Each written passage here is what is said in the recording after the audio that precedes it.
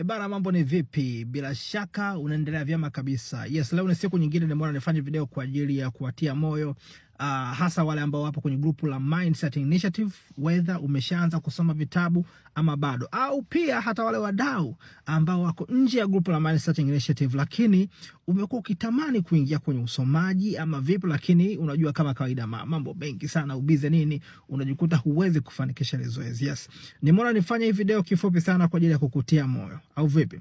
Alafu baada ya hapo basi tutaweza kuona mambo yanaendaje. Kwa hiyo nitakwambia kifupi sana, kwanza faida za usomaji wa vitabu, lakini pia faida za kushirikiana na sisi kupitia Mindset Initiative. Lakini baada ya hapo nitakwambia unawezaje kushiriki kwenye hii activity ya pamoja usomaji wa vitabu kwa mafanikio, au vipi? Yes, nianze moja kwa moja kwanza kwenye faida kubwa ya usomaji wa vitabu. Kifalsafa inaaminika kwamba moja kati ya jukumu la mwanadamu ni kuhakikisha kwamba anaendelea. Na hii si kitu tu cha falsafa ya kujificha, ni kitu cha wazi. Angalia tulikotoka.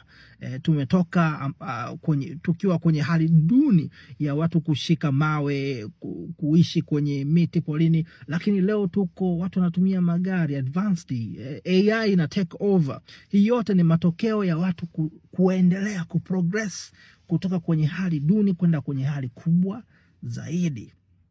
Sijui kama unanisoma.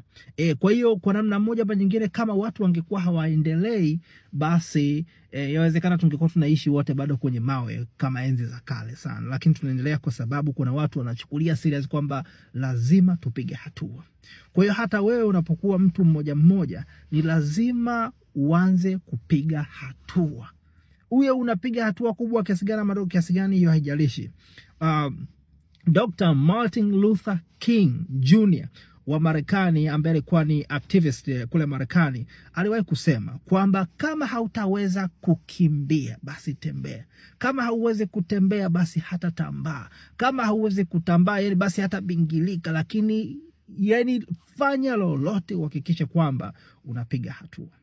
Sasa swali linakuja kwamba unapigaje hatua?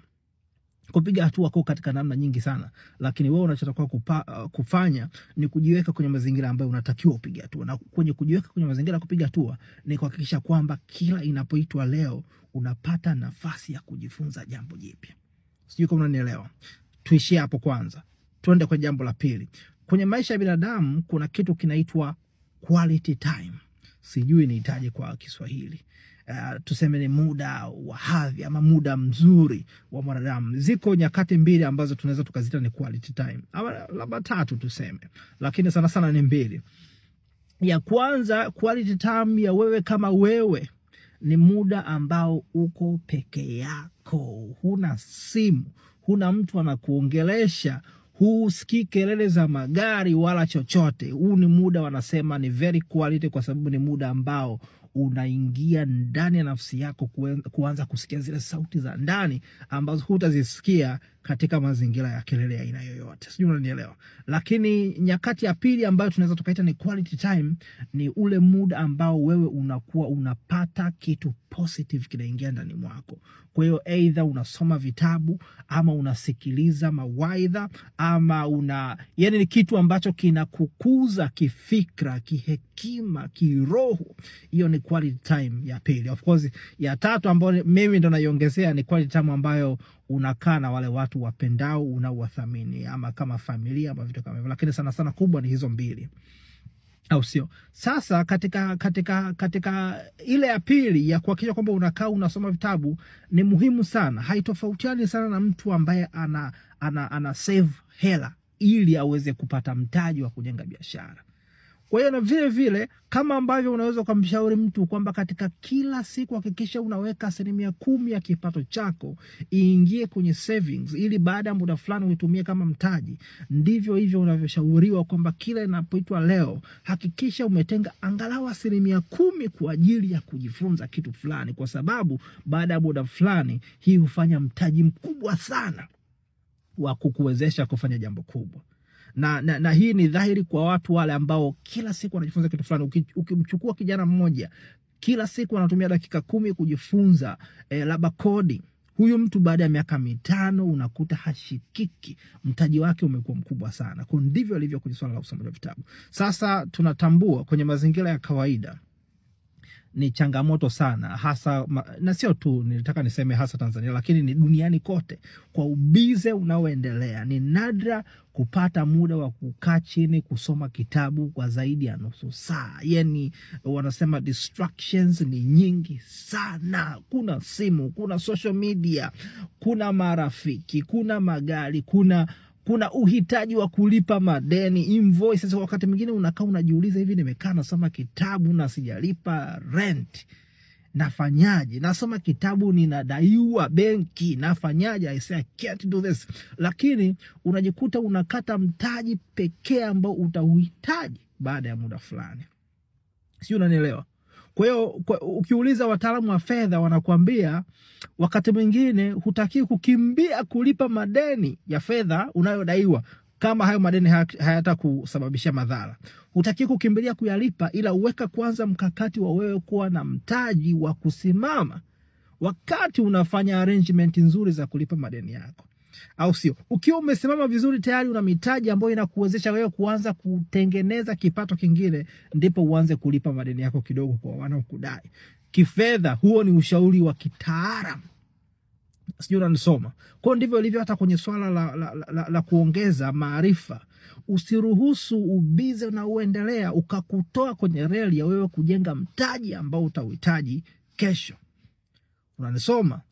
Yes, kwa hiyo licha ya ubize unaoendelea duniani kote, ni muhimu sana kupata muda wa kujifunza, kwa sababu hiyo ndio namna pekee itakusababisha wewe ukae kwenye nafasi ya kupiga hatua. Nje ya hapo tunasema unakwenda na mkombo, unakwenda na mkombo, na ubaya kwenda na mkombo unaweza kujikuta umeachwa nyuma sana.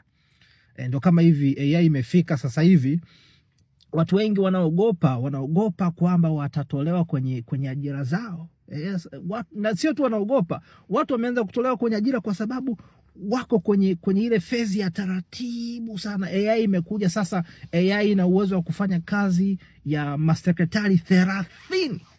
Kwa mtu ambaye anajua kutumia AI vizuri, kama alikuwa ameajiri watu 30 wanamfanyia kazi ya kutype, kucorrect text, sijui nini, hawana kazi tena.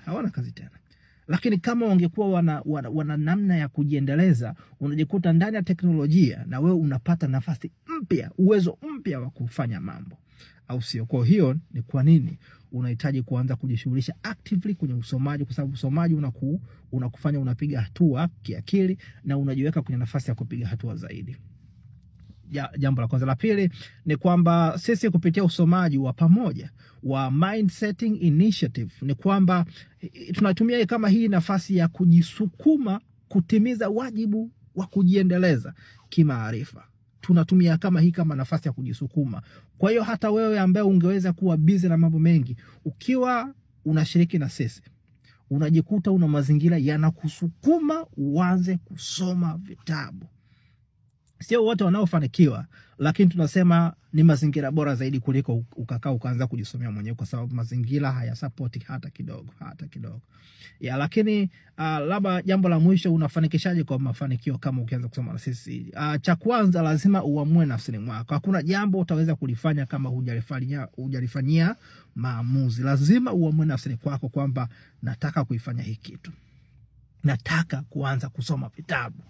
Ukishaamua, tafuta mazingira yatakao kuwezesha wewe kutimiza lengo lako, na mazingira ndo hayo, moja ikiwa ni kutafuta clubs ama communities ambazo unafanya hivyo. Kwa hiyo kama huna community, unakuja tu kwenye group letu la Mind Setting Initiative. Hapa unakutana na watu wanasoma vitabu.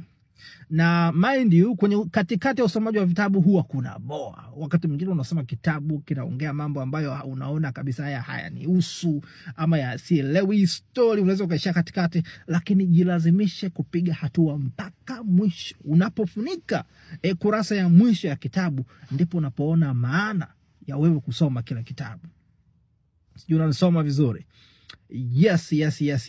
Na katika usomaji wetu pia tuna utaratibu wa kuandika summary. Kwenye kuandika summary pia si jambo la muhimu sana uandikaji wa summary wakati unasoma kitabu. Lakini ukweli ni kwamba mara nyingi unaposoma kitabu ni rahisi sana kusahau. Ukishafika kurasa ya 3 ni rahisi sana, chapter ya 3 ni rahisi sana kusahau chapter 2 inazungumza nini. Ni rahisi sana kusahau chapter 1 inazungumza nini. Lakini uandikaji wa summary unakusaidia wewe ku retrieve back, kurudisha ama kupata concept nzima ya kwamba hichi alikuwa anazungumza nini kwenye hii chapter, ukamuelewa.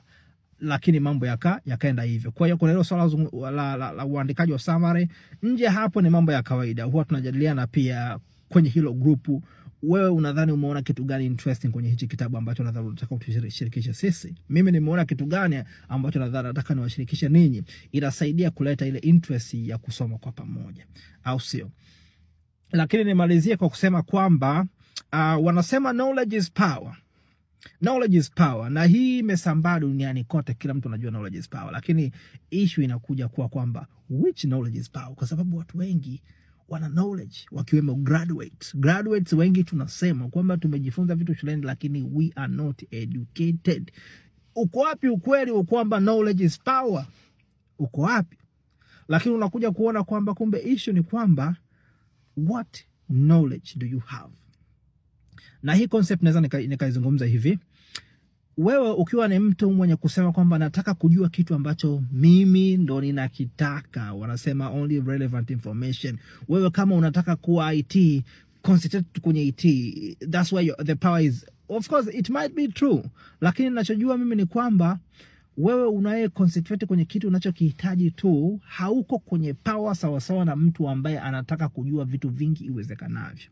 Mtu kama Marekani anapambana kwenda kujua anga likoje, mwezi ukoje, kuna nini nje ya solar system, ndicho kinachompa power. Anavyojua hivi vitu vyote vimejipangaje, anakaa kwenye mazingira mazuri ya kuwa in control of everything. Lakini ukishasema bwana, mimi niko Tanzania, mazingira kwangu relevant ni Tanzania, na nataka tu nijue kuhusu Tanzania, lakini walioko nje wanajua kuhusu wao, wanajua kuhusu wewe, watakuwa na power juu yako. Sio unanisoma? Kwa hiyo hii ianze kuondoa zile fikra kwamba unajua bwana, haya ni mambo ya mzungu, achana nayo. Wewe soma mambo ya Mtanzania. Soma kitabu kinachozungumza Kirwa. Soma kitabu kinachozungumza kuhusu Bagamoyo. Wewe achana na Wall Street, achana sijui na nini. If you want to become powerful, open up your mind, open up uwanja wako wa kujifunza, uwe mkubwa iwezekanavyo, au vipi? Naomba niishie hapo kwa sasa, video imeshakuwa ndefu sana, lakini binafsi naamini umeweza kunielewa na umeweza kumotivatika kidogo. Hakikisha kila siku jipatie, kama nilivyosema mwanzoni, wanasema jipatie 10% kila siku. 10% ya masaa 24 ni masaa 2 karibu na nusu. Masaa 2 na nusu ni barefu sana kujifunza, lakini that's the requirement. Kama ilivyo kwenye savings, ile wanasema kama 10% inawezekani, minimize kidogo. Weka basi hata dakika 30, au sio? Hata dakika 30, pitia kurasa chache. Zifunge. Baada ya hapo, kama unataka kuingia TikTok, angalia unavyoweza. Kama unataka kwenda kutembea na marafiki, nenda kutembea na marafiki, lakini usifunge siku bila kujifunza jambo, au vipi? Nikutakia siku njema.